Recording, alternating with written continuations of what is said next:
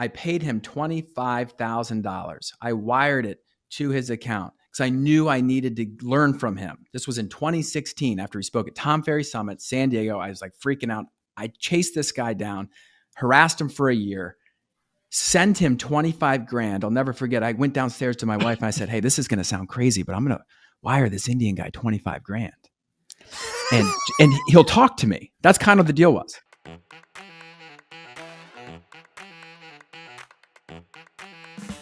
If you're not getting educated about local and national real estate news, industry trends, talks of mergers that are unprecedented, you're doing yourself and your client base a disservice. This is the Knowledge Brokers Podcast. I'm Tom Toole here with Byron Lazine. Byron, this might be the most news-packed episode we've done to date. We've done over 100 of these. There is a lot to talk about here. I want to preface this that normally we would be leading with this Compass HomeServices merger talk, but we've got a special guest coming on who's going to break it all down for us. This person rearranged their schedule. They're coming on a little later. So what we want to do instead and this person is with Berkshire Hathaway HomeServices. So we're waiting. We're going to stay with us throughout the entirety of this pod because that conversation is going to be insightful. Obviously, there's a dispute now. Gino Blefari, the CEO, has said that Wall Street Journal is basically fake news. As of recording this pod at 10 a.m. Eastern on Friday, no commentary from Compass. We're going to get some insight. So stay through the entirety of this pod for that. Well said. And so what we're going to do instead is we want to walk everyone through the sequence of events here that have happened over the past 7 days. We've got Rocket.com buying Redfin for a $1.75 billion stock-only deal. Seems like forever ago, but I mean, yeah, last month, right? All right, last month. We saw Sharran Srivatsaa, everyone's pick for winner of the year, move to the board of Real, and we're going to talk about that. And, it's been very interesting watching the social media comments. Looks like there's like a funeral going on over at Real, and I've got some things I want to talk about there that I think are going to be insightful for people in local and national markets. I have a lot to share on that one. So I'm on the Sharran one in particular. Obviously, people know he's a dear friend, but I have a lot that I haven't shared yet. And so this will be the first time I share, my thoughts on that move. That's why you tune in to Knowledge Brokers every week, Byron.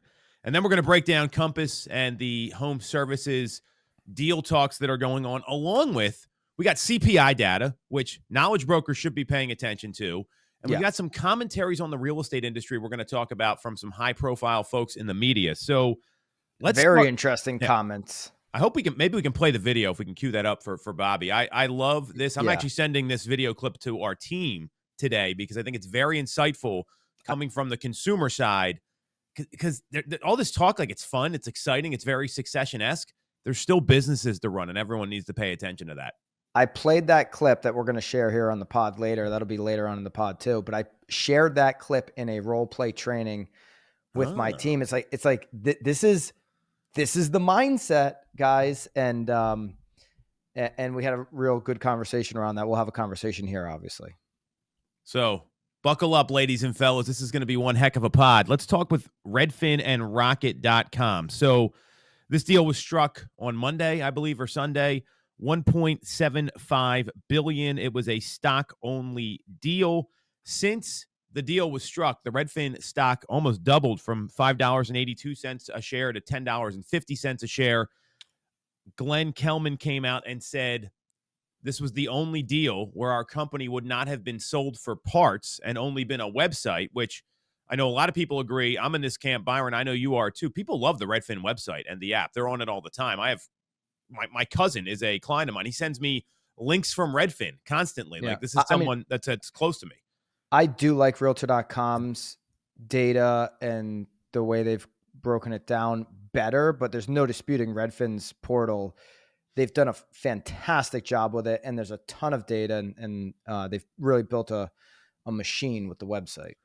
Yeah, and that's obviously an asset of the company. So Glenn coming out and saying there was an interview he did middle of this week that the company would have been sold for parts. Obviously, you talked about this on one of your pods that you do, or the Real Word, or the Hot Sheet. I can't remember which one, Byron.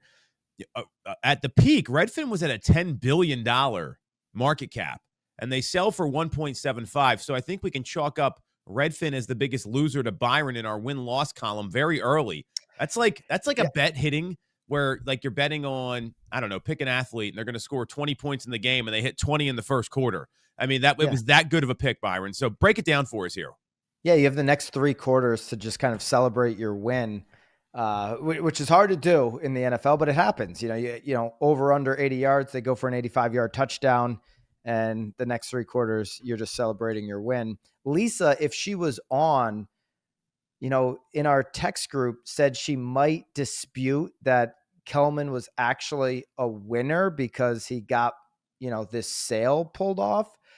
Listen, this was a market cap $10 billion company at their peak, and they sold for an all stock deal of $1.75 billion. So, you know, if Lisa was on here, I'd say, Lisa, I'll give you $1.75 for $10, and I'll make that trade over and over and over again.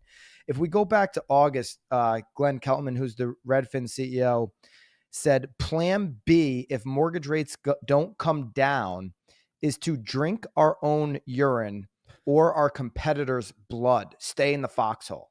All right, Glenn Kelman, for 2 decades now, has railed against the industry, doesn't like real estate agents, has, you know, proclaimed that a discount brokerage at scale will win the hearts and the minds and the investments of customers across the country.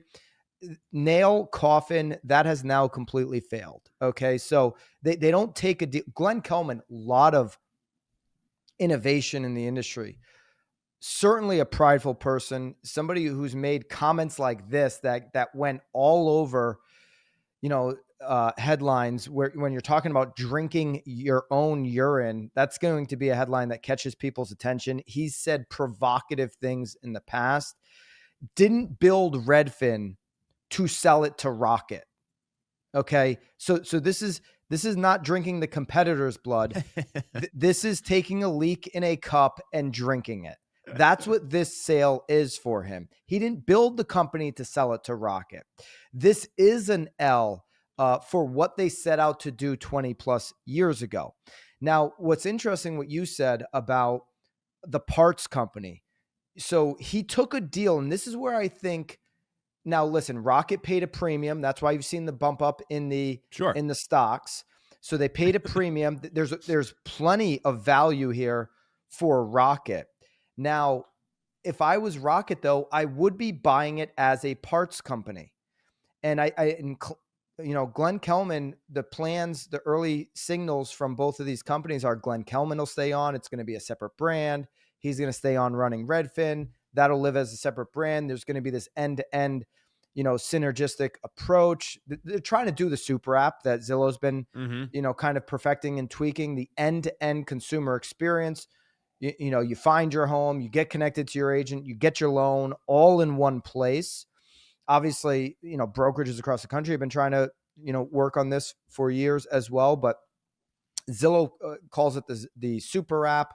Now Rocket / Redfin believes that they can do this, but I would treat this as a parts company. They have 2,200 agents. The first move I would do is not be a brokerage from managing agents. If I was Redfin, that's the first part that I would get rid of if I was Rocket and doing this deal. Why? You're not broker agnostic. Okay. You've got 20. So they're talking about, hey, we've got our agents, and then we've got our 5,000 or so agent partners. Well, the minute now Rocket is attached, what kind of referrals, you know, I'm sorry, the minute Redfin is attached to Rocket, what kind of referrals? And hey, you may just say they're not in the referral business. They're not in the business of having agents, you know, recommend their customers to the brand. They're in the online lead generation. Rocket actually generates twice as many online leads as Redfin, interestingly enough. They're in the online lead generation business, and now they're going to get some leads, obviously, through Redfin. But they're saying, hey, we're going to be able to, you know, this is what Glenn is saying, we're going to be able to connect it with one of our agents. Well, I just don't know how many agents are going to want to partner, recommend, on this deal with these two. Agents have been very hesitant to support brands they feel like are attacking their space. So if I was them, the part I would get rid of is the agents, and I'd make across the country what's worked for Zillow. Their most profitable, component of their business is partnering with agents. I would partner with all agents, say, hey, we're not going to be a brokerage. We're going to partner with everybody, provide great leads. These partnerships, though, Tom, and it's something with Zillow that's listen, I want to be on the record. I think Zillow is going to go out and buy a top 3 to number 20 mortgage brand. Think something the size of a Loan Depot, a Rate. I don't know. I'm just throwing a couple names. I have no indication that they're in talk with a cross country or a Loan Depot or whatever, but I could see that happening. Okay. And so you're going to see Zillow, Rocket, now trying to create these super apps, and there's going to be pressure on agents to use those lenders. The partner agents. And so maybe Redfin having the agent maybe they're saying it's just going to be easier for us to get alignment as opposed to trying to convince partners. What's your take on the whole deal? And then let's have the conversation about the pressure that is coming in the future on lender partners, because they both want Zillow and obviously Rocket want the mortgage business. It's highly profitable. Yeah. So I did a little research here. We're going to jump in the DeLorean, Byron, and I want to talk about discount brokerages and the history of them, because whoever didn't see this coming, you foreshadowed this on our prediction show. It's been a long time coming. There's a long history of discount brokerages that have failed because they don't get the same buy-in from their agents, right? I mean, there's, salaried agents, they get paid to open doors. They don't have that skin in the game to close a deal. And I would argue that closing a sale is the only job of an agent. That's the only way you make any money. So here's a list and of people. American customers want value versus discount in other areas than just real estate. It's across the board. For sure, right? And if you look at what sellers are concerned about, because a lot of this hits the seller side, they're concerned about timing, home prep, making sure that the sales are going to align, the move's going to be stress-free. Buyers want someone that's going to help them find a home. These are all documented studies. So when you go to competing on cost, I don't know if you remember this from some of our coaching calls with Tom Ferry, but when you look at the Fortune 500 companies, they have 3 rules.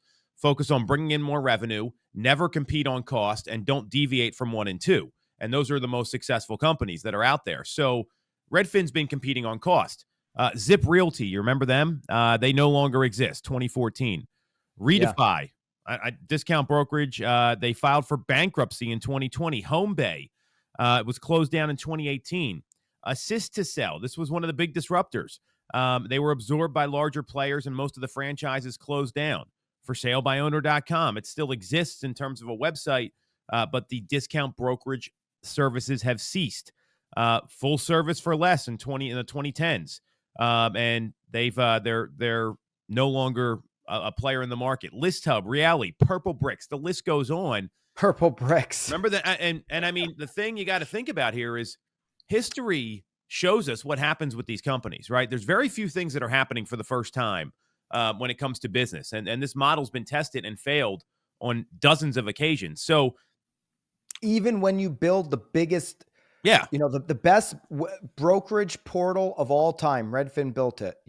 Obviously you've got Zillow and Realtor.com as the top 2. They're number 3 in terms of traffic. No broker has ever been able to build this portal, and they still ended up peeing in a cup and drinking it. Yep.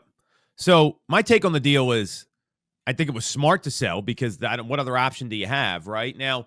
When it comes to the partnership part, I mean, we're a Zillow Flex team. We're in an enhanced market with Zillow Home Loans. So I know what you're talking about when it comes to having some, expectations of referring mortgage business to these companies. And this is going to continue because you look at every brokerage, right? And this isn't just Zillow or Rocket.com and Redfin now, whatever they're going to call the company. A lot of brokerages, one of the companies we're going to talk about here in a little bit, Berkshire Hathaway, parent company HomeServices, they've got mortgage attached to it, right? That's a big thing for these companies to push. A lot of brokerage owners want to have the ancillary services. And this is a land grab. They're trying to do it at scale. When I get I think Rocket and Redfin might have a little bit of a tough time because there is a negative connotation about Rocket.com in the marketplace because they haven't closed a lot of loans on time. People don't like internet lenders. They like local people they can talk to. Redfin, I mean, I could give you many anecdotal stories of a Redfin agent just bumbling and fumbling a transaction left and right because they don't know anything. They just open doors and get people in right away. So, I look at a company like Zillow. If they're going to acquire a big lender like you're talking about, that's a smart move for them. I think they've got a much more viable brand than Rocket.com and Redfin when it comes to agents because they've partnered with top teams around the country and grade them on performance, not just who's willing to accept the least amount of money. And people are okay paying when they get value. And we're going to talk about some of these commentary here by Adam Carolla and some other stuff about real estate agents. I think that's what everyone needs to be focusing on right now is how do I sell homes and bring value, not how can I compete on price and how can I have some gimmick that's going to bring me in more business. And that's going to be the biggest gap here. I mean, this stuff's exciting for us to talk about. Consumers, I think they're still looking at who's going to get me the best price, who's going to make the move line up on time, who's the most competent agent, who understands the market. That's not changing. Rocket Mortgage used to be number one on mortgage origination. They're now number two, 76, north of 76 billion. North of 100 billion is United Wholesale Mortgage. People don't realize how big United is. People listening to this pod may or may not realize that UWM is actually supplying your local lenders loans. They're actually the broker for your lender. So UWM has done a really smart thing here where they partner with a lot of these local brands, these business operators in different markets. UWM, a complete beast. So those are the top two. Everybody else is really far away from them. And so you got 102 billion at the top with UWM. You got 76 billion with Rocket. When I look at Zillow's move to kind of counteract Rocket, Redfin now coming after their super app experience because they're just going to need more bandwidth from the mortgage perspective to pull off the true end-to-end super app that is Zillow. I look down towards the bottom top 10. I look at Loan Depot, 20 billion. I look at Guaranteed Rate, 20 billion. I look at maybe Movement at 20. I'm just throwing names against the wall here. So no offense, obviously, just, I'd love it for one of these just random predictions to come true so I can replay the clip like I did this week with the Redfin news. You're just in it for the predictions, not for getting the word out. The truth comes out. I think they go out and buy a mortgage company. Now, what's going to be interesting, I sent Bobby an email, a tweet while we were chatting. If Bobby can pull it up, and then we're going to introduce Andrew to everybody. So glad that he's able to join us. And Andrew, you're just in time because we're going to be able to get through both topics we wanted to chat with.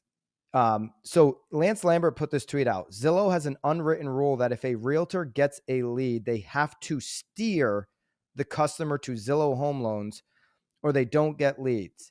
Then they protect the area for the realtor. Mm-hmm.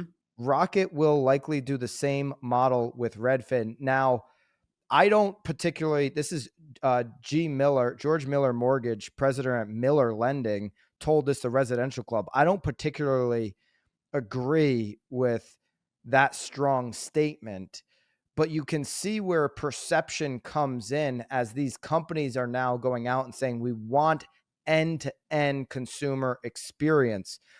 These companies can't do this. This is steering is a pretty good violation. I mean, RESPA violation. What it is. So they can't do this, but you can see where the perception starts to, and the accusations and maybe potential future legal situations might pop up as these companies keep getting bigger and bigger, and they try to have it all, mortgage and brokerage all wrapped up into one. So, we'll see what happens with that. It'll be interesting to see also how, how the government feels about the Rocket Redfin deal. All right, Andrew. Andrew Undem. I can't believe you guys are letting me do this. Knowledge brokers. This is for like the smart people. You're so full of it. This guy, Andrew, is a good friend of mine. I was pumped that we were both talking about you last night. And we said, let's get him on the pod. I FaceTime him immediately. He's in his garage saying, I'll move this appointment around. I'll be there because he's committed. Andrew, just to give Andrew some credit here, we've had many successful referrals back and forth. He's in the Baltimore area. He's got over $1 billion in sales. He's with Berkshire Hathaway and just an incredible agent. I'm grateful to have you on, man. I think this is going to be very insightful, and he's better looking than Ryan Serhant, Byron. What do you think about that? They've been compared to each other. It's like the taller and the shorter version. I'm going with I wouldn't Andrew. know. I don't see Andrew or Ryan in that way. I know maybe you do. I just call a spade, man. And that's all it is. So Andrew is also a friend. The last time Andrew and I shared a stage together, interestingly enough, I was able to spur a standing ovation for Sharran Srivatsaa. And you're just in time. We're going to cover this before we give you the hard-hitting questions about all the news that broke last night with Berkshire Hathaway HomeServices, your brokerage of how many years? How long have you been with BHHS? They acquired our little Remax in 2020. So I'm going on 5 years. Okay. Mm-hmm. So Andrew's been with the company 5 years. He has relationships stemming from the very top all the way down to, the not the bottom, but the ground floor of BHHS. He's very well respected in that company, and we're looking forward to getting his insights. But we said at the beginning of the pod, we would do these topics in the order that the news was released, waiting for Andrew to join us after his appointment finished up. So let's get into the Sharran news. Sure. Sharran Srivatsaa, obviously, this week announced that he is stepping down in his day-to-day role at Real Brokerage. He will be transitioning onto the board.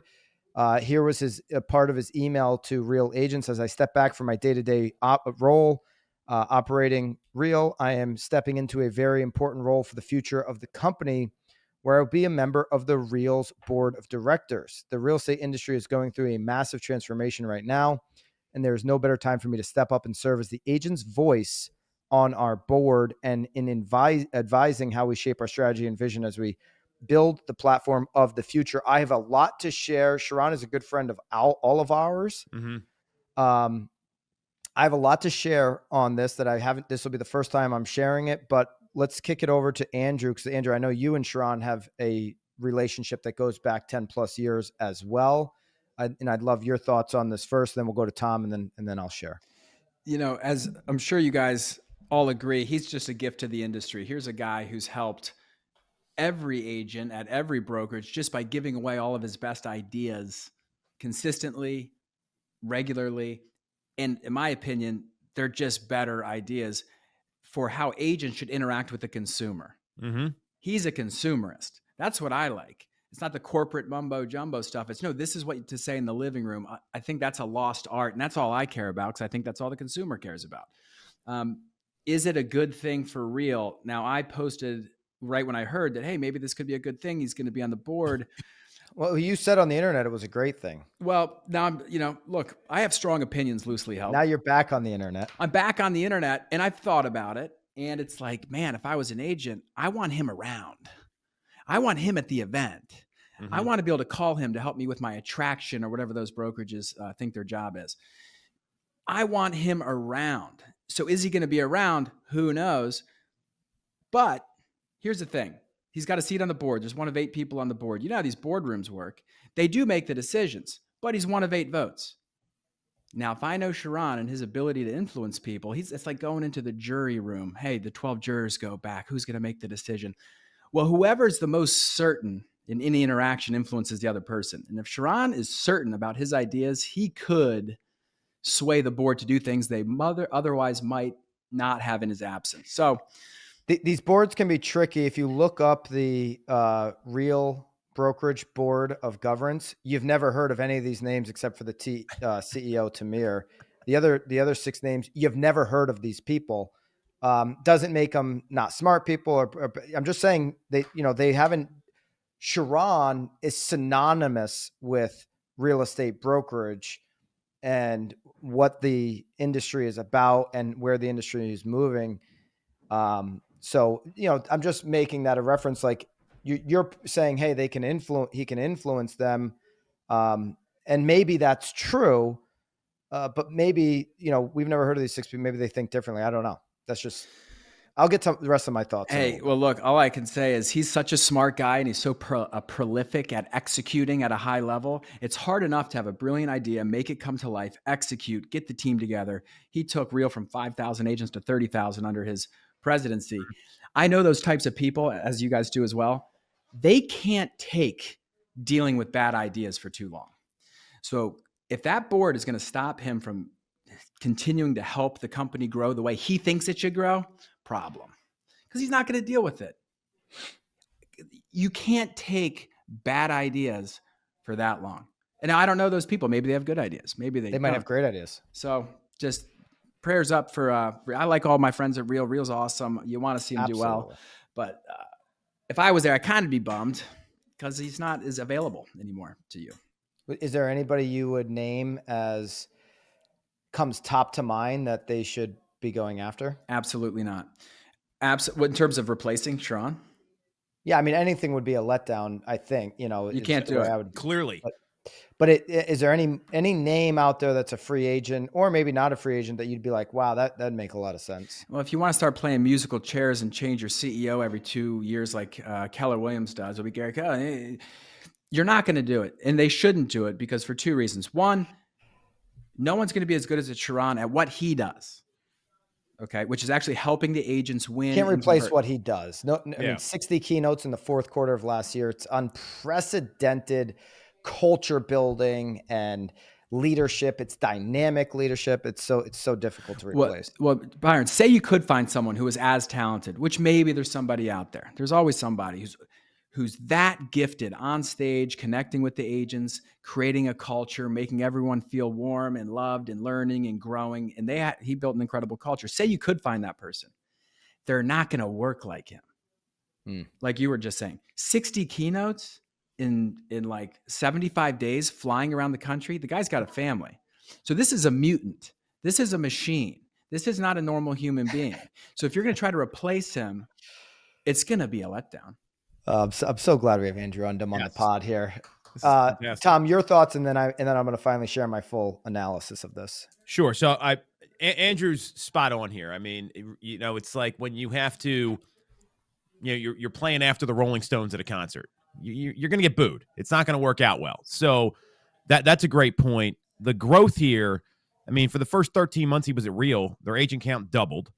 He's in the weeds, working with the people every day, and I think there's a big lesson here for a lot of companies. Agent count quadrupled in 2 years. This is the first 13 months. Yeah. I mean, obviously. Or 5X. I'm sorry, 5 plus 5. Oh, first few months. Okay. Yeah. Yeah. First 13 months, it went from 6,800 to 15,000, right? I mean, that's incredible growth. Through 2024, right? It was 1,000 agents a month. It was what they were adding on average. I mean, that's incredible. So when you look at this, this model is predicated on bringing more agents to the company. So when you lose what I would view as the number one attraction asset, and Sharran's not an asset. I mean, he's obviously, but that's how the company probably looks at him. When you lose that person steps out of that role. Well, remember, a lot of people come to the company because of the leader that's there. So now he's not there anymore. So this is not going to be good for Real. I think this is a bad move for them to, and I don't know what happened behind the scenes. It's obviously Sharran's part of this too. Like he's got to make his own decisions. He's got a family, and all that stuff, like you said, Andrew.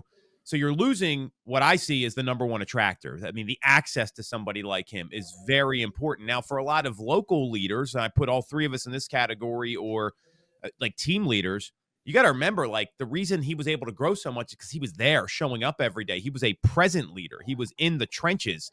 And he's done it before. He's got a track record. He runs plays that work. He's got a documented, proven process to doing this, and he focuses on the consumer, like Andrew said, which I cannot stress enough. Like with all this talk about what's going on, if you focus on the consumer, you're going to win. I know all three of us are passionate about that. So that's going to be a challenge for this company. I see, I can see EXP agents like being, very excited about this because they're obviously the number one competition. So I think that's going to be something to watch. I don't see this ending well for Oh, Real, because this put them on the rocket ship, and now the captain's gone. And he's a very smart guy. It's not going to be good. And when you get someone like Sharran, he's super talented, right? Mutant, superstar, whatever it is. It's like when you get a franchise quarterback and you lose that person, inevitably there's going to be a letdown, and that's what I see happening here. I'm interested to see how this is going to play out on the board. I don't know much about these corporate governance structures, Byron. I'm sure you're going to have a lot to talk about here. And if you look at what Real's talking about, like, they're coming out, they have all these great quotes, like, I'm excited for the next step. I don't buy that. I think a lot of people are disappointed. Imagine if you came to a company and you're expecting some access to Sharran. Let's say you're a larger team or a big producer coming in, and then all of a sudden, hey, see you later. There's going to be some fallout, and that's just realistic about business, and especially how we see brokerages and companies get built in real estate. Byron, before I get your analysis, I got to tell one funny. This is good for the viewer. You know how important access is to Sharran? To Tom's point. See, now I'm really thinking this through now, because I just want to support my friend. Okay, that's my initial thing. I love Sharran. You guys love Sharran. Yep. He's just a quality human. But we're just talking business and our opinions. But this guy's just the best guy. So I just want to cheer him on with whatever's good for Sharran. I want. But that's not how the world works.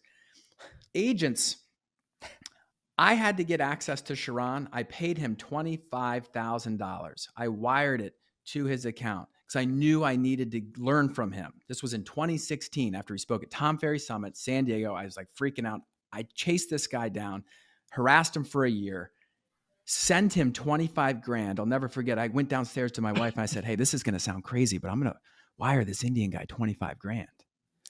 And he'll talk to me. That's kind of the deal was. That's how valuable it is. So bad that he'll talk to me. Right. And that was the best $25,000 I've ever spent. So from the people at Real's perspective, what they're really going to realize is they're going to realize what they had.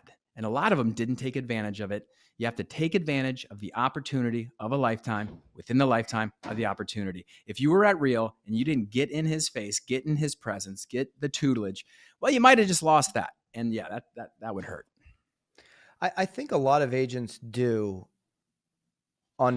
at Real. I think the majority of them, which is why they grew so fast, understood the power, the presence. Listen, Sharran, to me, in our industry, what he's accomplished and what he accomplished at Real in such a short period of time, he is the GOAT when it comes to brokerage leadership. When he enters a room, there is a Michael Jordan-esque aura. Like Michael Jordan, you hear NBA legends, top 50 NBA players, when they talk about Michael Jordan walking into the room, everybody's attention goes there.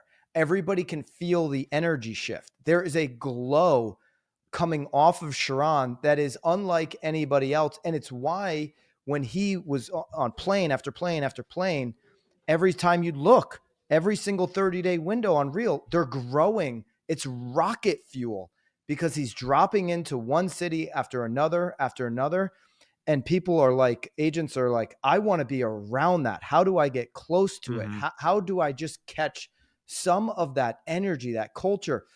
I mean, EXP, and I got a lot of friends at EXP, and EXP agents that are listening may dispute this, but for a couple of years there, the 2 years in particular, until just maybe recently with some of the work that Leo's been doing, but for a couple of years, and I know they had some issues, lawsuit issues, whatever, but for a couple of years, the years Sharran was at Real, EXP felt lost. They felt like they had topped out, like they lost their edge. Maybe some of that's going to come back now. I don't know.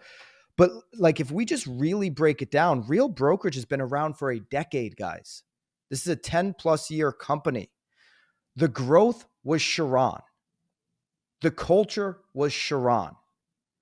The future growth that the company will benefit from is going to be because of the foundation Sharran built.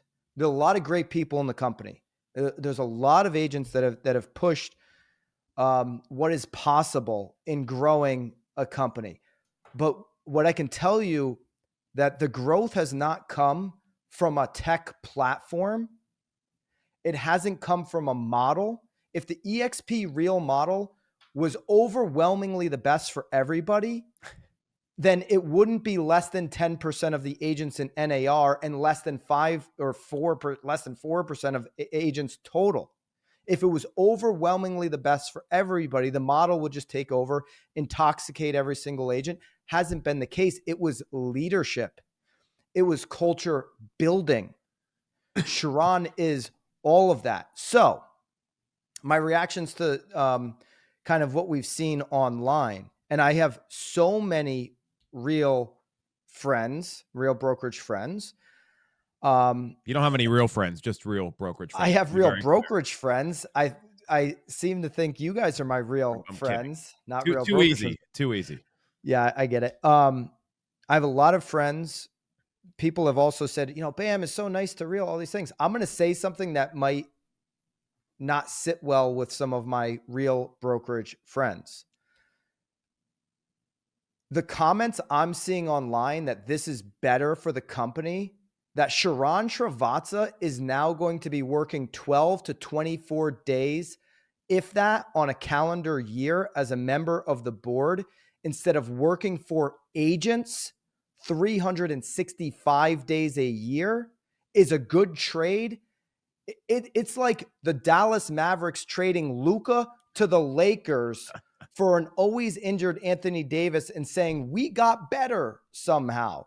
We traded a global icon to the Lakers. It's like the Patriots saying, oh, we don't need Tom Brady anymore. We're going to rebuild, goes and wins a Super Bowl at Tampa Bay.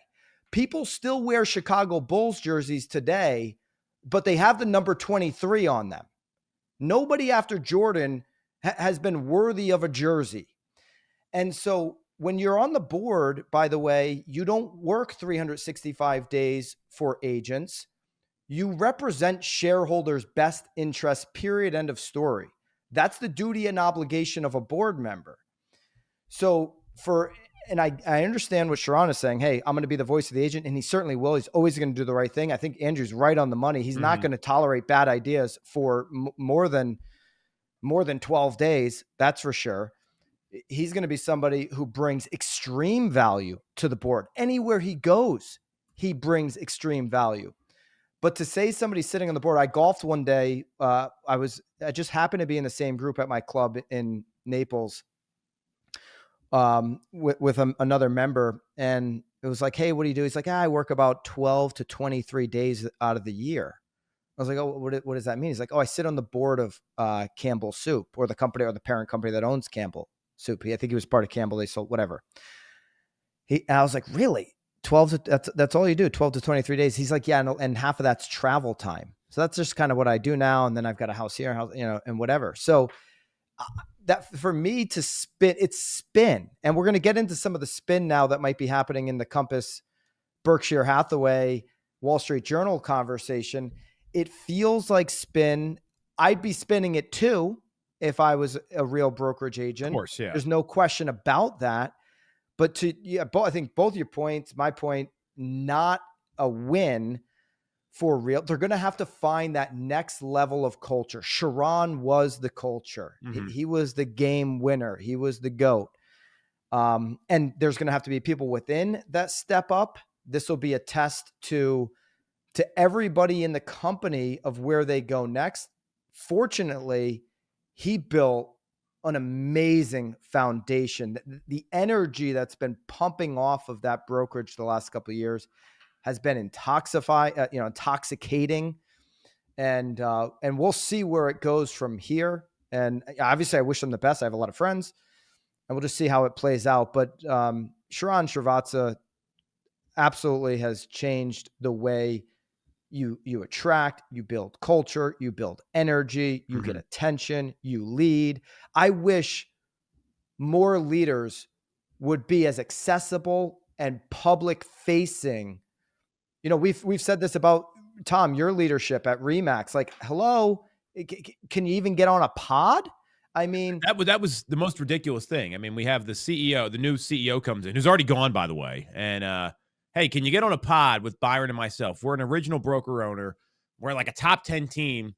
And they're like, too busy. Sorry, guys. And I'm like, too busy eating shrimp cocktails and whatever the case may be. Listen, leaders, there's a shift happening in just not real estate. I'm just talking life culture, and leaders need to be front and center. They need to be accessible today. And that Sharran did that better than anybody in our space.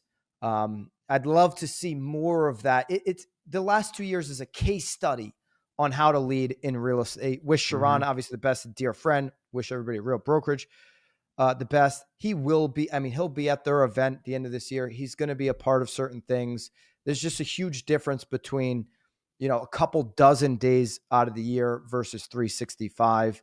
But he's left them with such a gift of now, 5Xing the company in such a short period of time. And so take that gift and run with it. All right, let's get into. Hey, one last thing on Sharran. I got one more thing on this. So I spun it. I went on my story. Now, luckily, I don't have a big following. Maybe 500 people saw it or something. But I tried to just spin it like it was a good thing. And now Byron, after that, beautiful.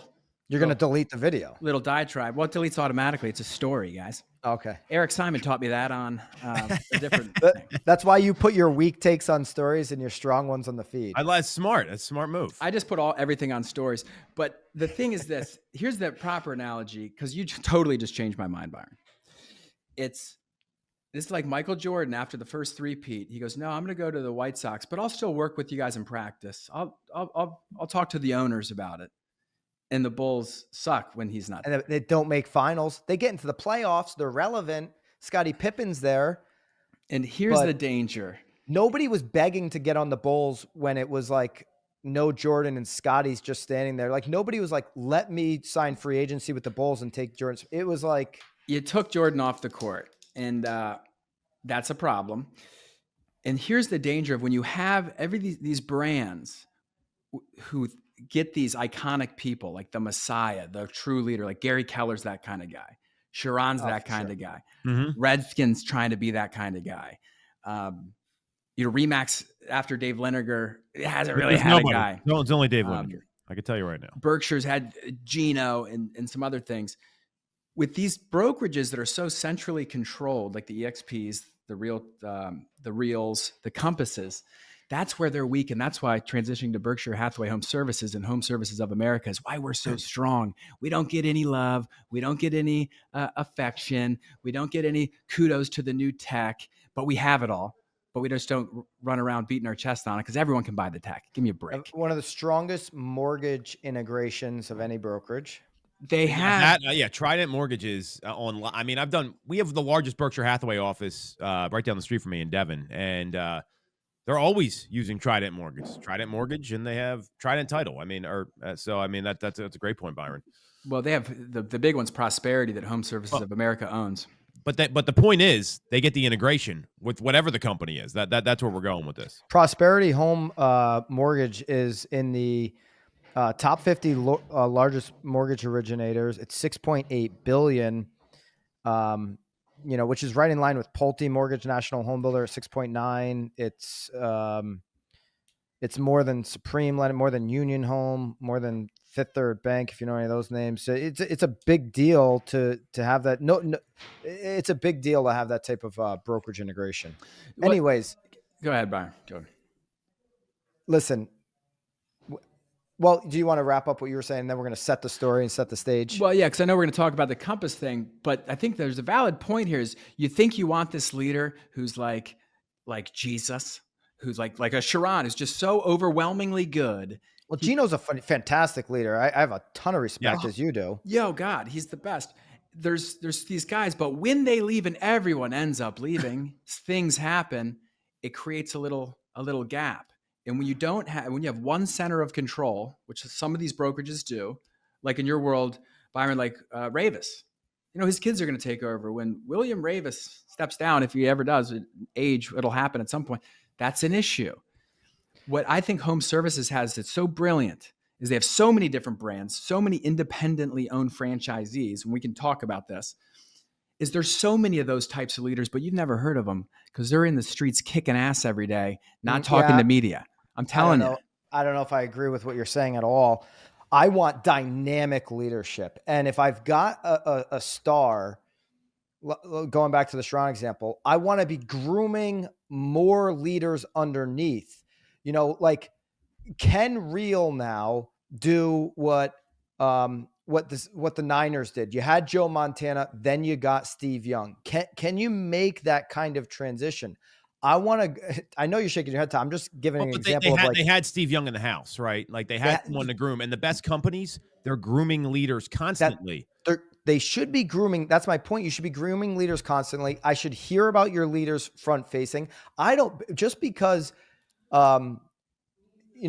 there's two things here. Just because I don't hear about your leaders doesn't mean they're mediocre, but I also don't want to be fearful of great leadership and take mediocre mid-level leaders so that they step in line on only what a board thinks or what have you. I want great leadership. That's what it takes to thrive today. And by the way, Berkshire Hathaway, a lot of divisions, Berkshire Hathaway Home Services, and you're going to actually give us an education on the structure of the business, because I don't think a lot of people realize, there's different segments of that business, and it's a kind of a complicated thing. But Gino Blefari at the top, chairman and CEO of it all, is one of those dynamic leaders. I'd love to. Berkshire Hathaway, obviously an enormous conglomerate company. He's got to be careful with what he says publicly. I wish I could get more public facing comments from a leader like Gino. But he does that with his leadership levels, and he is one of those dynamite leaders, and he does a great job of grooming the leaders underneath him. I don't think enough people realize kind of his structure, his West Coast offense that we've learned. Tom Ferry's had Gino share this over the years, this West Coast style of running, brokerages. That being said, he's right in the middle of the news he doesn't want to be in. He's in the middle of it all. So Wall Street Journal reported last night that Compass was in late stage discussions, basically end of the negotiation. They made it sound like it was ninth inning stuff to acquire Warren Buffett's HomeServices of America. Okay. Advanced talks is how they put it. They also said in the article, the source familiar with the matter didn't think there was anything that could trip up the sale. So basically making it sound like this is a done deal. Shortly after that, Gino Blefari and others at the company at Berkshire Hathaway Home Services, but I'll just go with Gino because he's he's the one that is at the top. He's the chairman. He's the CEO. People were talking about what's the vice president, Chris Kelly. People were talking about Chris Kelly said this, Chris Kelly said that in the Instagram comments. And I'm like, I actually don't give a crap what Chris Kelly says. I'm waiting for Gino to say it. He sent an email out to network leaders.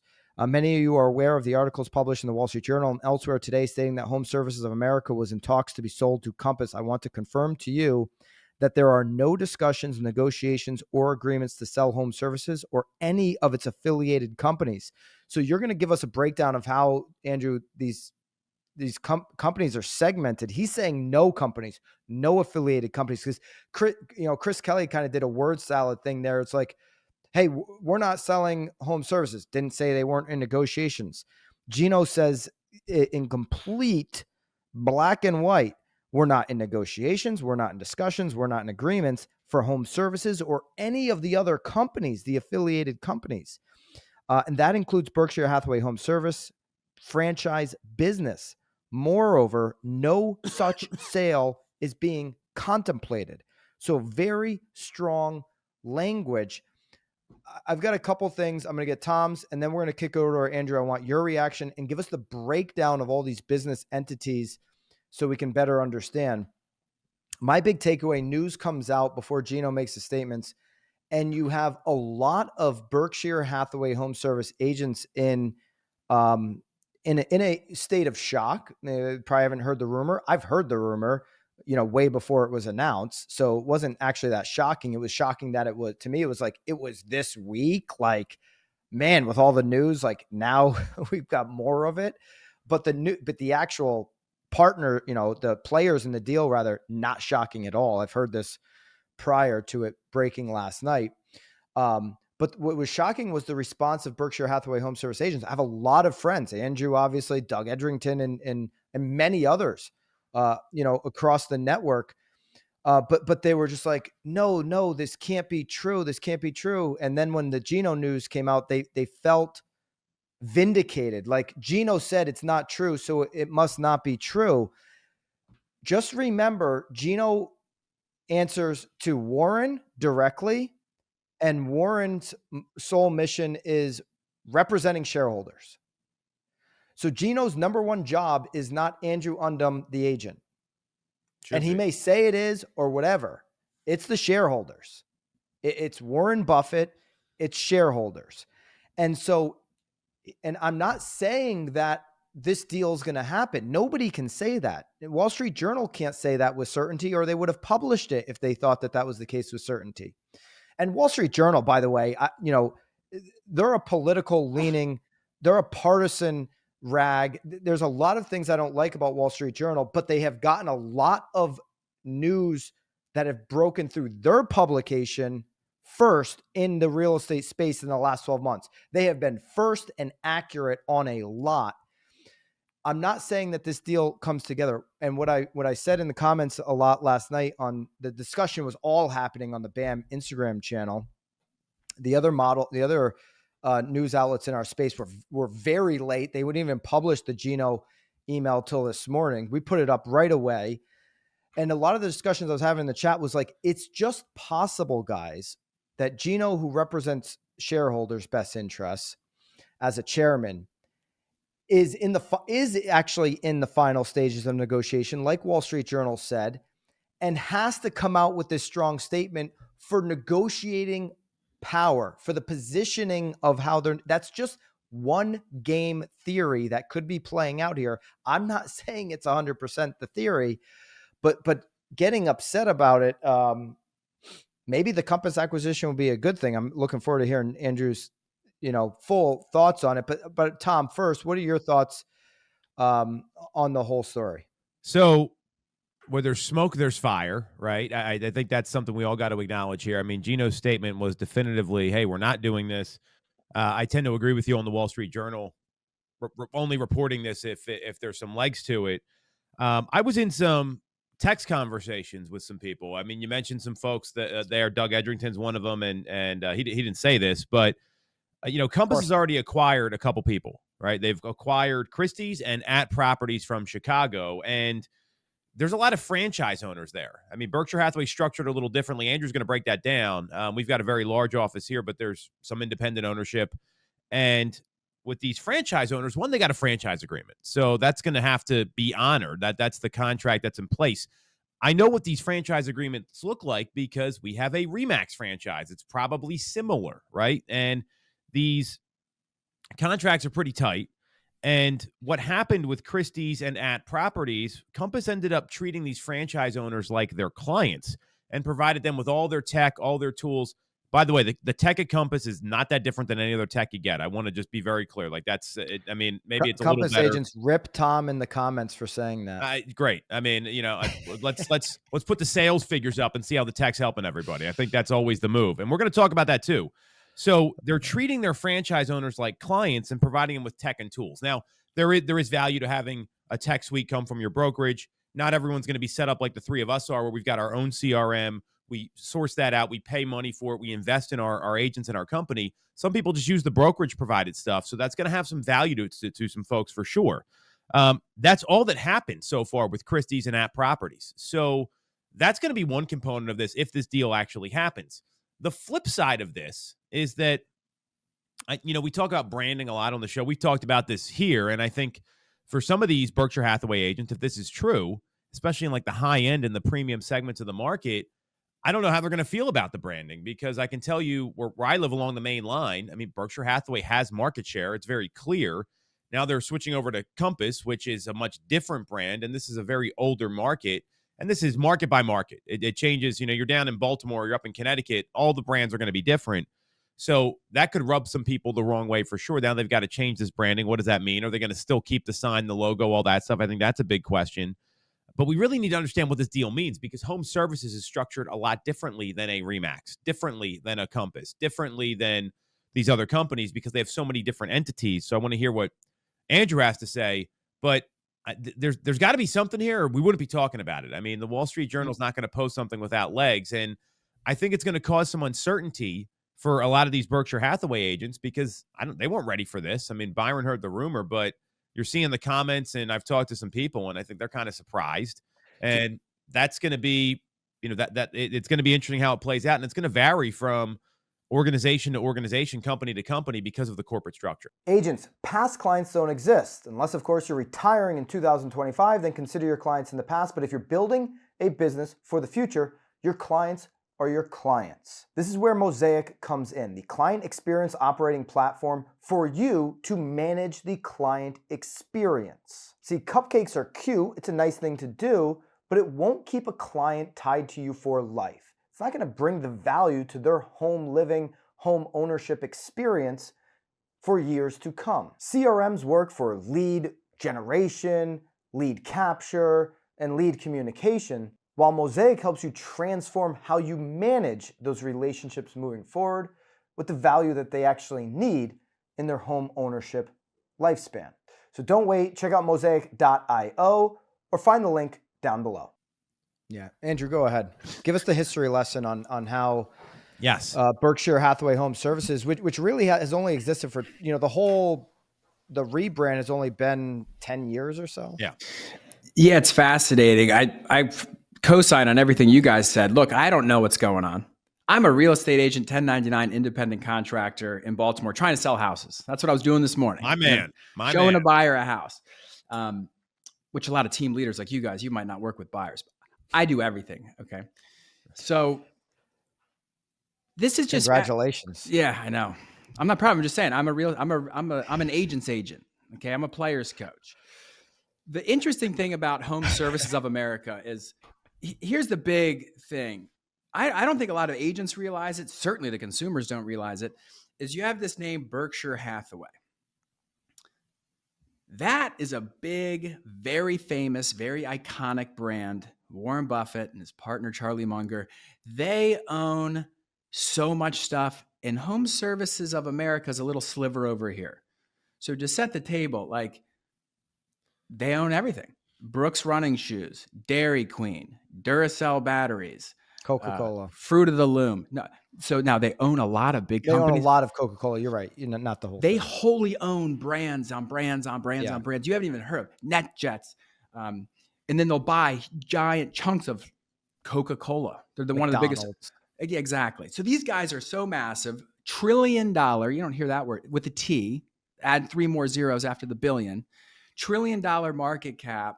And they're sitting on right now $335 billion in cash. Now that's Berkshire Hathaway. This is not Home Services of America. This is not Berkshire Hathaway Home Services. So we got to separate. Okay, Berkshire Hathaway is this giant conglomerate over here.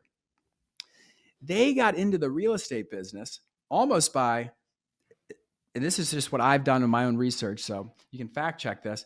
It was almost like on accident. They own all these utility companies. They own most of the railways in the United States. They own energy sectors, whole sectors. They bought a company in Iowa, a utility company, and that company that they bought for the utilities happened to own a real estate company called Home Services. Okay, this is back in, I think, 90s.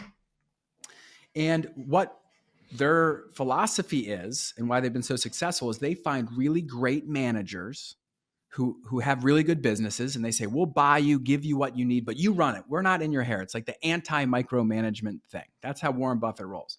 Well, that little Home Services of America company started growing. They started buying other real estate companies. And that grew and grew and grew. And that was a little division inside of Berkshire Hathaway Energy's portfolio. And the real estate division still lives under the energy division. It came in through a utility company. So Berkshire Hathaway's got all kinds of divisions. There's a web, and I'll get you some screenshots. You can throw this up. We'll put it in like show notes or something. It's fascinating. So many companies they own. Okay, and then you have Home Services over here. Well, they grow and grow and grow. Now, they buy existing real estate brokerages, kind of like Compass is doing now. Other people are doing it now. They can go in and buy companies. If you fast forward today, they own Long & Foster. They own Edina Realty. They own one of the big acquisition companies they acquired was Prudential. Well, I'll get into that, because that's the Okay. franchise thing. So this is where it gets even more complicated. Yeah. So they buy all these companies, and they're smart. And this is where I was going a little bit with, when you have one company that has one leader and it's one thing, all leadership's local. You can't be everywhere all the time. But Berkshire Home Services of America, owned by Berkshire Hathaway, they'll just buy a company and keep it. Keep the leadership there at Long & Foster. Keep the leadership at Edina Realty. Keep. They have 49 different brands all over the country. They own them all. They let them run, operate independently. We got your back. Maybe there's some economies of scale here and there, and they do fun things like Stronger Together, and they bring all the different brands together, and they have their own events. Very different than what we're used to talking about. Everything's at Real, everything's at Compass, everything's at Remax. They own all kinds of brands. Well, they were buying they ended up buying Prudential. Mm-hmm. That's up in our neck of the woods. That's where we come in. And that's a financial services company, but they also had a really strong real estate brand. And Prudential had franchises. Well, that's not what Home Services does. We just buy stuff that we like. Well, they ended up buying Prudential. And for the first time ever, Prudential was a big network. This is a lot of offices. It's almost like buying a Remax. Well, there's Remaxes everywhere. And how do we handle this? They said Home Services of America says, okay, if we're going to buy franchises, we can't use the name Prudential. They're getting out of the real estate business. What name are we going to use? And they allowed them to use the name Berkshire Hathaway Home Services. So now we're talking about Berkshire Hathaway Home Services. These are franchises. Almost little to do with Home Services of America, other than the fact that they own the rights to that franchise. And then all these Berkshire Hathaway Home Services popped up overnight. I'll never forget. I was in the industry. I saw all the Prudential signs come down, and this beautiful Cabernet Berkshire Hathaway Home Services popped up.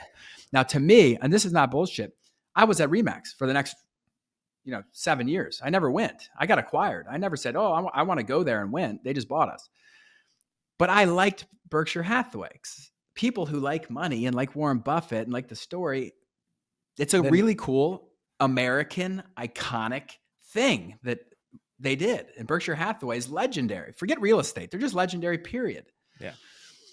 So now we have all these franchises.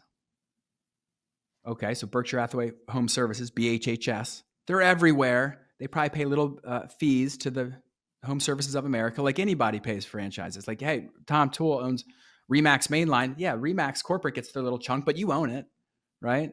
Or your family, Yeah. Yeah. So it's just textbook franchise stuff.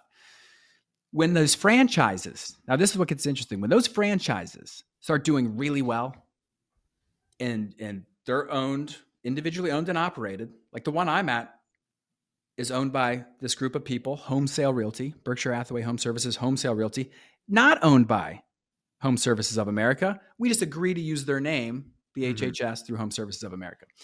When some of these franchises get really big and profitable and the owners might want an exit partner, you have one baked in, because you can call Home Services of America and say, hey, would you like to own our operation? Do you like what's going on? Boom. And Home Services of America, who owns 49 other brands that aren't BHHS, they're just other real estate companies that they own. They'll acquire they might buy your BHHS franchise. So what's interesting is Home Services of America does own a lot of BHHS groups because they bought them. Yeah. And they don't own a lot of BHHS companies because they're not bought. They're independently owned and operated. Weird, right? And then that's just the brokerage side. They own Prosperity Mortgage, which they got when they acquired Long & Foster, which was big news. I'm sure you guys covered that well. And they own all kinds of other things. So that's why this one's so interesting. And I have no idea how they pull it off. Oh, go ahead, Byron. But it's all technically owned by Berkshire, right? So that there's, if you want it all, there's really one party to negotiate with if you're Revkin, and that's Gino/Buffett. Yeah. If they wanted, technically every BHHS franchisee, you're still paying Home Services of America for that brand. Now, if that brand went away, if they sold everything, you're going to this one's just so complicated. It's very complicated. I have a very interesting story about the Cabernet sign. Oh, people loved that here when that came out. That was like, oh, this beautiful Cabernet. Like it was insane. I never heard anyone talk about a color like that before. So back in 2012, the local Connecticut, executive basically running all of New England for Prudential / then Berkshire Hathaway HomeServices came in and bought him in 2012, bought Prudential, was like using it at, using the name Berkshire Hathaway as a recruiting. I'm like, man, Berkshire Hathaway, I might as well have a conversation. I've only been with 2 brokerages. Andrew mentioned them at Ravis, and then, I was at Sotheby's at the time. And I was like, I'll sit down with her. We were kind of, rising star at the time, whatever. As just like Berkshire Hathaway, to Andrew's point, the name, and showed me 2 signs that they were coming out with. And this is why the Compass thing is so interesting, because in 2012, they were floating out the idea of doing a clean black and white sign. And then they had the other one, the Cabernet and cream. But their original sign that they were floating out in some of these recruiting meetings was black and white. And then later they said, well, they're choosing between these 2. And I remember saying, God, I hope they don't go with the Cabernet and cream colors. I know a lot of people like them, but I was like drawn to the black and white. And then obviously Compass came and really has, embodied that modern, clean, black and white kind of live golf type of a look and feel. And now 10, not 10, almost 15 years later, maybe the Cabernet and cream is going to go to white and black if this deal happens. Listen, nobody really knows if this deal happens. Andrew, are you concerned about it? Are you excited for a potential deal? Do you not want to comment on that? I'm very excited. I'm excited about anything. Look, if it doesn't happen, awesome. If it happens, awesome. Because either way, you're cool. You're working on your business. Dude, in any market, this is good for the listener. I don't care what happens, because there's going to be brokers and agents that win and brokers and agents that lose. And I'm going to be one of the ones that wins. And that's a personal thing. And I know you guys feel the same way about your business. I don't care. Tom's got a hot air balloon on his sign. I got Cabernet and cream. And if it was black and white, do you think, is that going to impact? It's actually a Pepsi logo now, but let's just to be very the clear. Remax. Good rebrand. Yeah. Tom's been with the same brokerage for 20 plus years. Yeah. I've been in this almost 14 years. I've done 2 brokerages. I only left the first one because it was a business. The way my business was structured, it made a lot of sense to move. And I wanted, Bill Ravis is an icon in Northeast. I wanted to learn from him. But listen, 2 brokerages. Most people can name 2 brokerages they've been at in 2. They hop.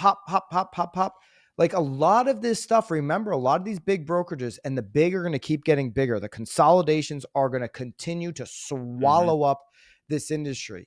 There are going to be big names that have the majority of market share, and that's going to be just the way it goes. But the agents that lose sight of that and don't go for local leadership that can help them drive their business as their move, or always moving for another penny or another nickel, they lose sight of the fact that these big brokerages represent shareholders, and they're always going to represent shareholders. And, you've got to focus on what makes me the biggest business here in my market that I'm operating. And Tom, you had a tweet that kind of before this merger, before any of this happened, you had a tweet that was referencing acquisitions this week. Yeah, not only that, but there's also this Adam Carolla clip that I'd love to play, because what Byron's talking about here is that some people are going to think, hey, this merger is going to save me. This merger, like let's say, Compass buys them, right? This is the best thing that could have happened for my business. I get all the tech. I get all this. I get all that. If you don't use it and you don't do the things you're supposed to, that everyone knows they need to do. Andrew knows what he needs to do every day. He was meeting an appointment before this. Byron, you know what you need to do every day. When you don't focus on selling houses and driving revenue in real estate, it doesn't matter what company you're with. There's great agents at every single company. There's a reason why the 3 of us like hanging out with each other and talk a lot even though we're all at different companies, is because we got one goal. We want to sell as many homes as possible, have a profitable business, and help people learn how to properly service consumers. It's really that simple. And Tom, you said something brilliant there that I just want to double click on it because I want everybody to hear it. We all talk a lot and we're at different brokerages. Lisa owns her own brokerage. You know, obviously she's part of the pod. Jill Biggs is over at Coldwell Banker. Josh Rubens at Douglas Elliman. So many of our friends are not at the same brokerages. And I see a lot of people only being friends with agents within their brokerage. Or they follow their friends to a new brokerage and don't make a business decision. Exactly. And we all listen, Tom's been at RE/MAX 20 plus years. I'll probably never, ever, be at RE/MAX. Undem has Cabernet in maroon. I think black and white does look a little bit, but we joke about these things. I'm an American. But Andrew, in his market, in any market, is an operator that I respect his operations. I respect his processes. I respect the way that he trains agents. I can learn from Andrew. I love picking Andrew's brain. Like I love chatting about the business with Tom. And all of these, to me, when I look at Gary Ashton in Nashville, I mean, he's a RE/MAX brand. What he does, he could do it anywhere. Mm-hmm. I look at DJ and Lindsay in Jacksonville. They own could do it with any brand. I respect the players in the industry where I'm like, I don't care what jersey they're wearing, whether they're PGA or Live, they're going to be a winner. I just, and that's what attracts me. Those are the friends that I want. And so I think you said something really important there, and more people in the industry should be working together to rise up the industry, because there are a lot of negative thoughts about the industry. And we're going to play this clip from, let's play it. Yeah, let's just play the clip from, what is it, Adam Carolla? I feel like he's been alive for 100 years. Remember the Man Show? This guy was on the Man Show. I love this guy. I can't wait to watch it. Right, so, well, listen to this. You may not love what he says. Probably need to start it over and unmute. Refresh it so we can hear it from the top. Realtors. I am wildly disappointed in realtors. I went to a farmer's market once, and there's a couple of chicks who made their own olive oil, and they were charging like $14 for their hand-pressed olive oil. And both these two chicks did 20 minutes on this olive oil and how it was cold pressed and infused with this, and how many other places heat their olive oil and that kills this molecular whatever. That was a $15 bottle of olive oil. Yeah. You go in to buy a $2.5 million house and you go, what's the square footage on this? I go, did you check the sheet? It's $2.5 million. Can you sit down with this sheet the night before and commit a couple of numbers to your head? It's pretty important. Square footage may come up.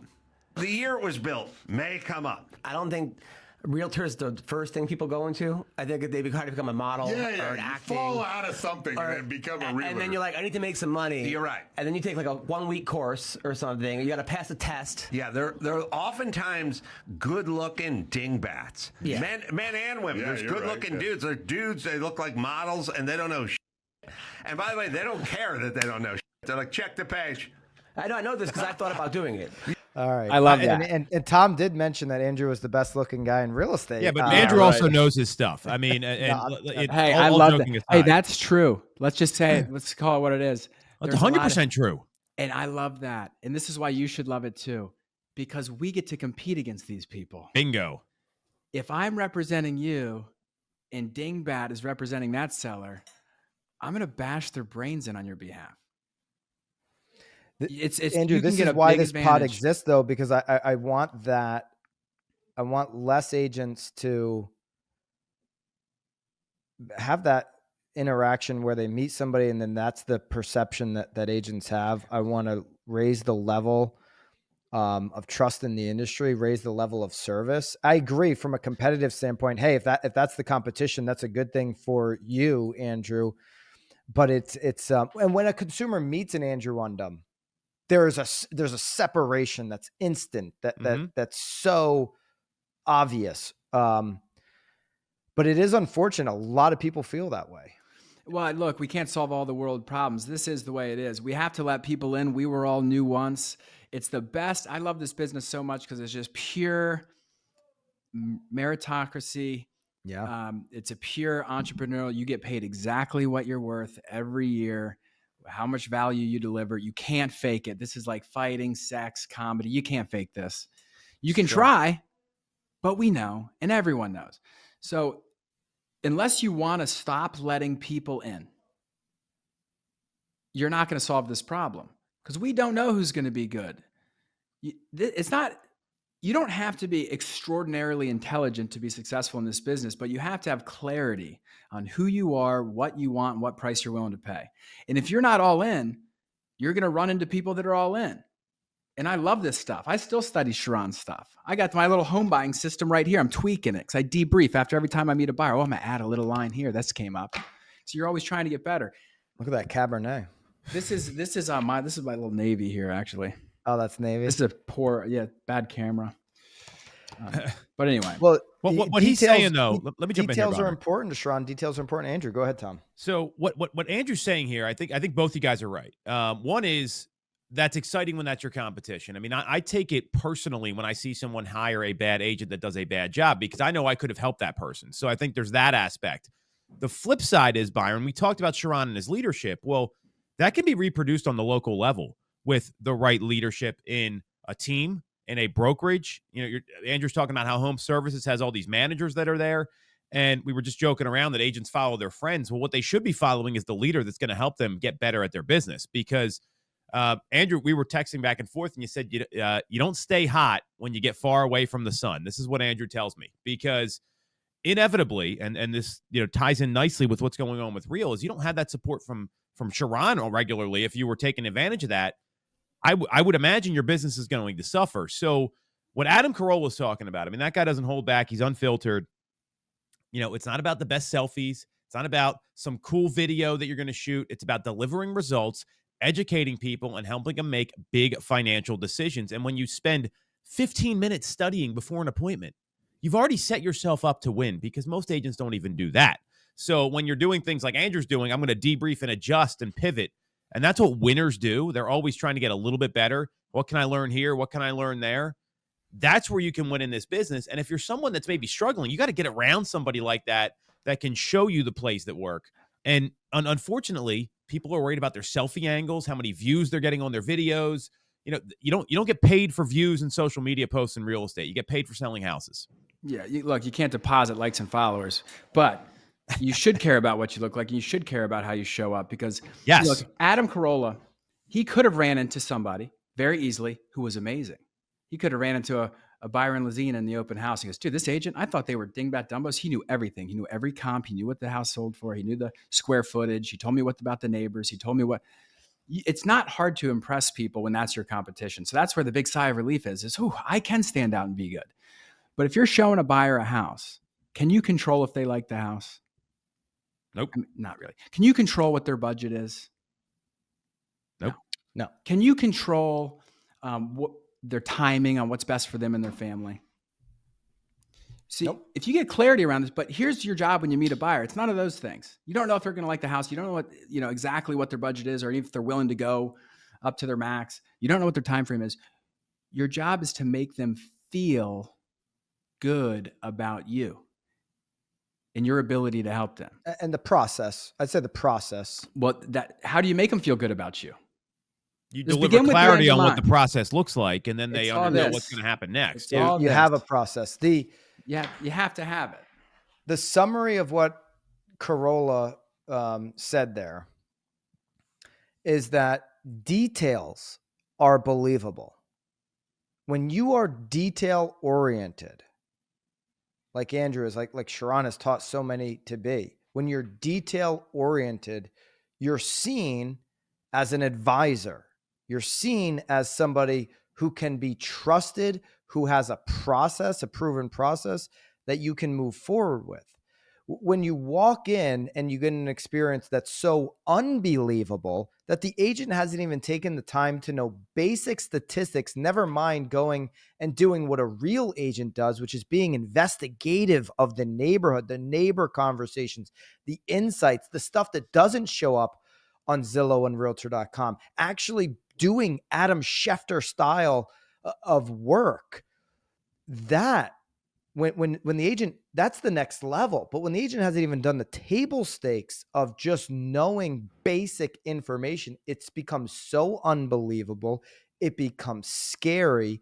The consumer is fearful of engaging into a contract with that person. Details are believable. Continue every day to hone in on being detail oriented and being potent in all areas of the business. You win in the margins, Byron. I think that's well said. So I got to go. There's too much to cover here. We've been on this an hour and 20 minutes. Tom's got to go. Andrew, thanks for jumping in halfway through. I knew you were busy working with your luxury buyers, but thank you. Hey, my pleasure. And I had a lot more to say because, there's these operators at Home Services of America, because I got close to a lot of them, people you've never known.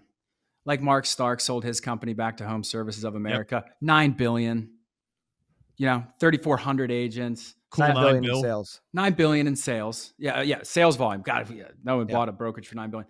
Okay. when Sharran sold Telus, they did $3 billion. 3.5. Yeah. Right. This guy did 9 year after year after year. There's tens and tens of those guys. They're not on screen because you know what? They're operating their company. Executing. The leadership is local.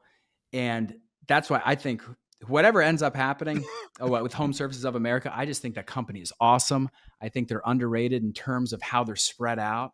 And it's not one center of control, so they don't get a lot of cred and marketing buzz. But they've been killing this game for a long time. And they have brilliant local leaders on the ground who wholly own what they're building. No one takes care of it like an owner. No one takes care of their company like an owner. And there's a lot of those guys floating around. So it's just a cool company. I hope everyone wins. And thanks for doing this podcast. Anyone who listens to this regularly, you're going to be somebody who makes it and not a statistic because you want to get better. So yeah, anyone who made it to the end of this pod, share, text this over or share it with somebody. Obviously, it was a little bit of a long pod. We'll hopefully get Lisa back. Hit the like, hit the subscribe, share this pod. If you're listening to this every single week, these are the types of insights. Andrew Undem he's a playmaker in this industry, and having him join the pod as one of our best guests yet. We don't have a lot of guests, but Andrew, it's been an honor to have thanks you. For coming on, man. Yeah, thanks for coming on, brother. Hey, keep making plays. Let's go make some plays. The playmaker, Dion, Andrew Undem, the real Coach surname. Prime. Hey, my best plays aren't even on film, bro. Thank you so much for checking out this week's Knowledge Brokers podcast. If you want to take what we're doing here at BAM and use it in your own business, join us over at School. We just switched BAMX into the #1 education and community platform. Go to school.com/BAMX or hit the link in the description, school.com/BAMX. I'll see you in the community.